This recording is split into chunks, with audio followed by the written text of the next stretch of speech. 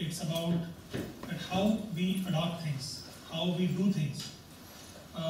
It's not just like we have created an innovative product and we should assume that companies will adopt or other people will. You have to change the mindset, and changing the mindset is quite critical. It's not an easy job. It takes a generation or maybe more just to change the mindset. With this, I think it's my turn to give a small presentation.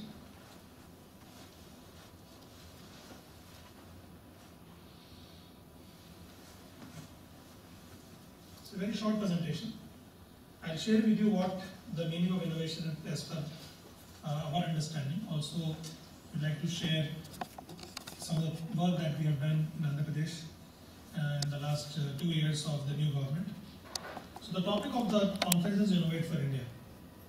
Ramji and Nagenji both talked about something called Bharat. So is it Innovate for India or Innovate for Bharat? What's the difference between India and Bharat? This term is being used a number of times by politicians, by academicians. India, somebody says, lives in cities, and Bharat people lives in villages. Is it true or is it not true? We don't know. Maybe we'll find out. There is something which definitely India and Bharat people expect, as we people expect. For us, Bharat is a Hindi name, in India is an English name for the same term. It's one country. What we need is the corruption-free society. For this, we need innovation.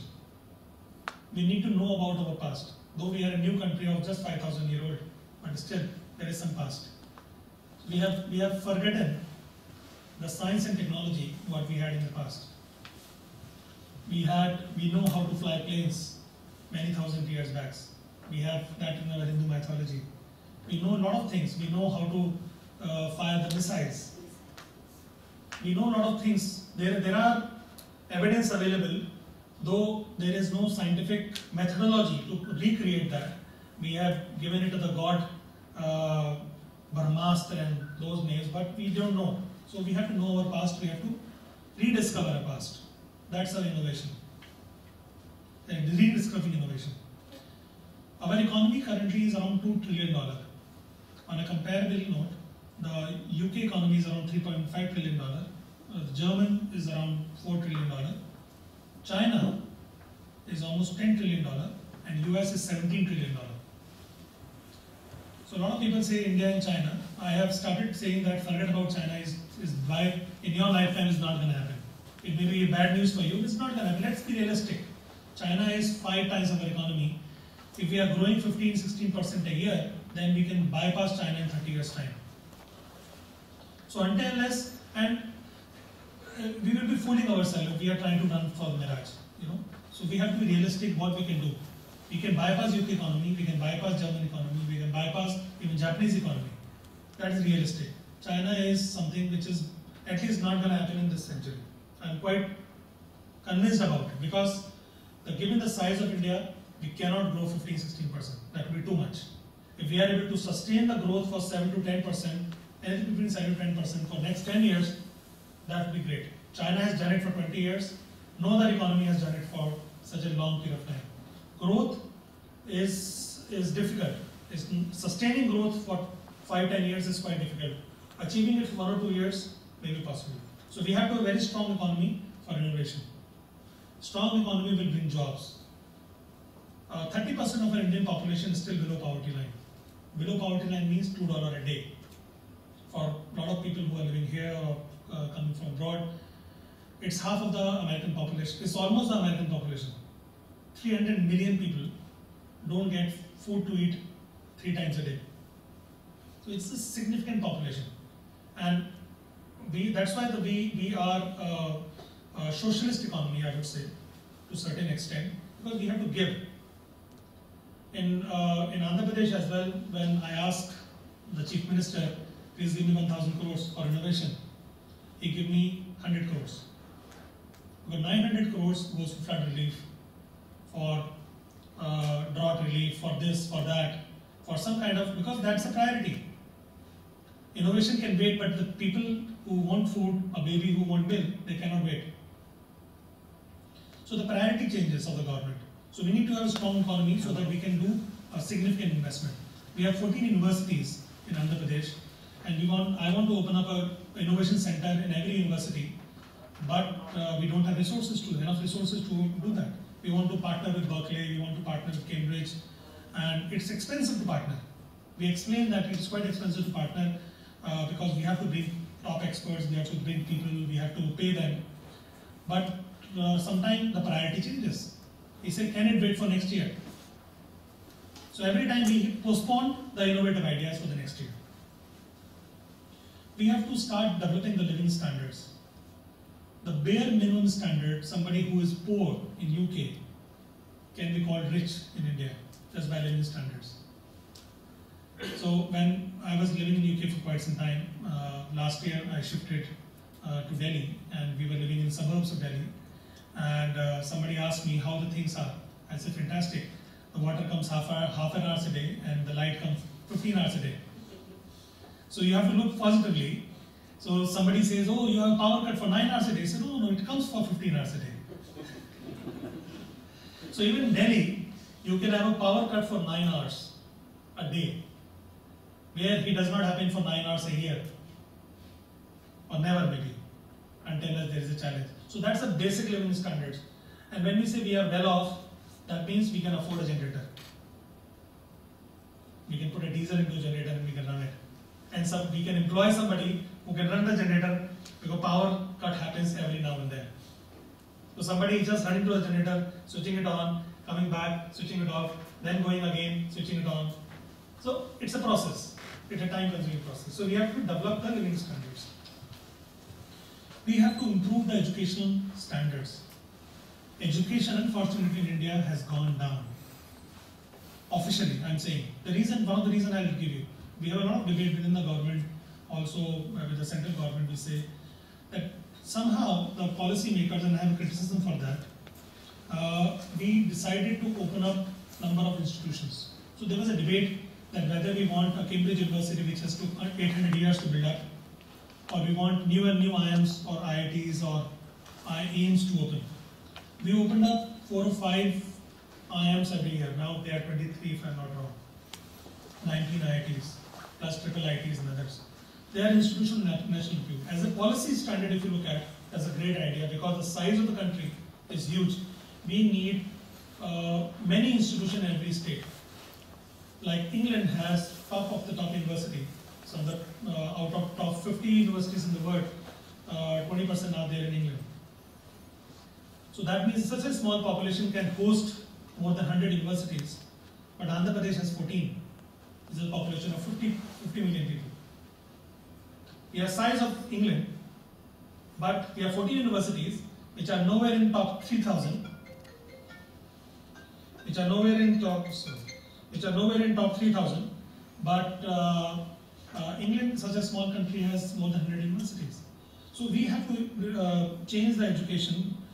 We have to create a different framework altogether. As far as school education is concerned, the situation is even bad. So we need education reforms at the school education. So government, we are working a lot in improving upon. We are bringing some top universities. We are digitizing everything. We are giving fiber to every home. I'll share with you what we are doing in Andhra Pradesh. So in the few years down the line, we believe that the education, because education will build up the capacity, and then the innovation can happen. And we want to see India plus Bharat as superpower. We are a very large country. We have a large population. We are a nuclearly capable country. But economy-wise, we may not be the superpower. Economy-wise, some small bit happened in Greece, and the Indian economy shatters. Some new president comes in US, Indian IT industry goes in jitters. Some immigration changes happen in UK, the companies start closing down in India. So it's not the other way around. Political changes happen in India, nobody gets a damn in UK. The major political change happen in India, Germany don't even blink. So we are not a superpower, we may be fooling ourselves, but we are not superpower economically. We may be having access to nuclear power, but then North Korea has a nuclear power, but they are not a superpower. So we have to become economic superpower so that people start taking notice to us. I remember I had a friend in Middlesex University in he has a Dubai campus in Dubai. They had the largest number of Indian students coming into Dubai campus in Middlesex University. The head of the university name was Dr. Nikhil Agarwal. He was Egyptian, studied in US and working in Dubai for donkey years, for 20 years or so. He was receiving largest number of students from India, but he never been to India. He go to China every month. Because he thinks India is not worth going. Sorry I am giving you these thoughts, but that is what we have to change. That is what we have to overcome. That's the reason we have to innovate in every space. Some positive things about the meaning of Bharat in India. Bha means light and knowledge. Rat means devoted. Bharat is devoted to light and knowledge.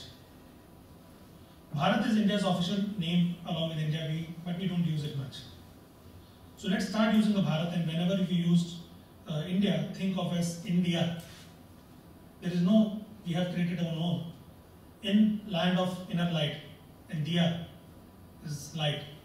So India is a inner and Diya is a light. Land of inner light. So Bharat, light and knowledge, and land of inner light. So this is quite synonymous. We have to start thinking like that.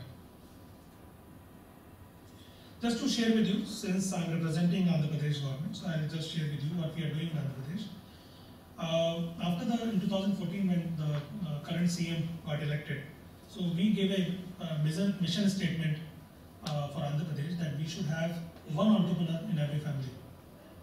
And Andhra Pradesh should become the most innovative society in the country. Now that's quite a challenging task. It's not easy to have one entrepreneur in every family. Creating so many entrepreneurs and bringing so many entrepreneurs is quite challenging. However, thinking about it is important. When a leader of the state gives a vision, people start working towards it. So we are taking a number of steps towards it. For example, one of the things that we have done is we have one of the most interconnected government in the country. We have been leader in e-governance for quite some time. So this is something called a core dashboard for Chief Minister, CM core dashboard. Every single thing which is there as a parameter comes to the CM dashboard, and it is available to the public. So you can click, you can see what is the rainfall, what is agriculture. It goes to the mandal, it goes to even to the panchayat. Every level we can see what is happening on the real time. So all the data is fed, and CM carries this iPad with him. He can check anytime he wants. So this is well connected. It's quite advanced. This data is also available to the public. You can go to, you can search for core dashboard. So core.ap.gov.in. You can see all the information right there. A lot of states have started replicating this way of information. Another thing which we are working upon, which we are quite proud of, is our new capital. So when the Andhra was bifurcated 2 years back, there was a lot of love lost which has happened. I also come from a bifurcated state, but there were no love lost. Unfortunately or unfortunately, I don't know what we can say. I was born in Roorkee, but now I live in, my house is in Ghaziabad. So Roorkee was part of Uttarakhand. So I was born in Uttar Pradesh, and now I don't know whether I am Uttarakhandi or whom I am. So it's a bifurcated state, but there were hardly any protests or hardly anything. There was some one or two things happened. But Hyderabad and particularly Andhra and Telangana, there is a lot of differentiation which has happened. In fact, a lot of time people still feel that, oh, you are from Andhra, I am from Telangana. I said, but we are still from Bharat. How does it matter? We are still part of Akhand Bharat. India has not bifurcated, we are still one. So start thinking about one. So we are quite proud of that. Initially we were quite sad that Hyderabad is taken away from us. The earlier government people have worked hard to build up that wonderful city. So Chandrababu said that can we create our own capital? And people were quite surprised when he announced Amravati as a capital, which is middle of nowhere. It's not even a city, it's a village. So this is whole Amravati which you can see. The bunch of houses that you can count. There is a river which goes a bypass, and then there is a Buddha statue. That's it. This is Amravati for you. 30,000 acres of land being pulled from the farmers from all across. That was quite a feat, bringing so many thousands of people to pool the land. They said, we participate in our capital building. The government has not bought the land from them, but they pooled it. And eventually when the capital is built up, they will start getting the benefits. So they will be a small part of land will be given back to them as a developed land, which the value is much higher. So there is a lot of discussions happening about the smart cities. So smart city is something which the city exists like London, and you are trying to make it smart from the top. San Francisco is a smart city exists, you are trying to make it smart on the top. Amravati will be the first city in the world which will be smarter from the beginning. And Professor Darwin is sitting here, he's smiling because he is the one who is participating in making this happen. He is part of the Smart Village, Smart Ward and Smart City program for Andhra Pradesh government. So whole thing will change. It's quite difficult to understand how quickly the things can change. For you who have not seen this particular slide, will be amazed, which I'll show you next. This is Amravati today. This will be Amravati tomorrow.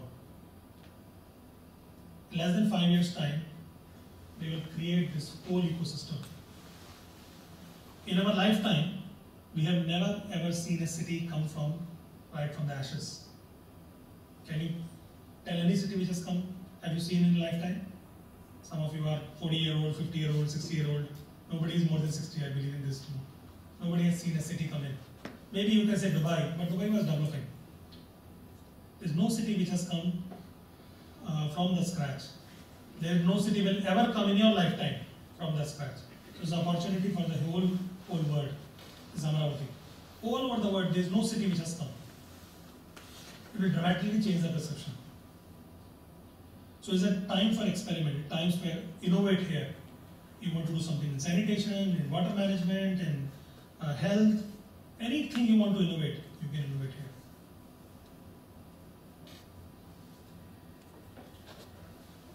So the future I believe is not about going here and there, it's yours and me. It's like India plus Bharat, same way, it's Amravati plus London. This London and this Amravati. You can see a difference. London has took hundreds and hundreds of years to build up. Amravati will take only 5-10 years to come up. By August, we will have first set of buildings coming in. 30,000 people from the government will shift to Amravati in next few months. So the future trend is the collaboration and success. And that's the focus of this conference, that how we can collaborate, how we can bring people together. Thank you very much.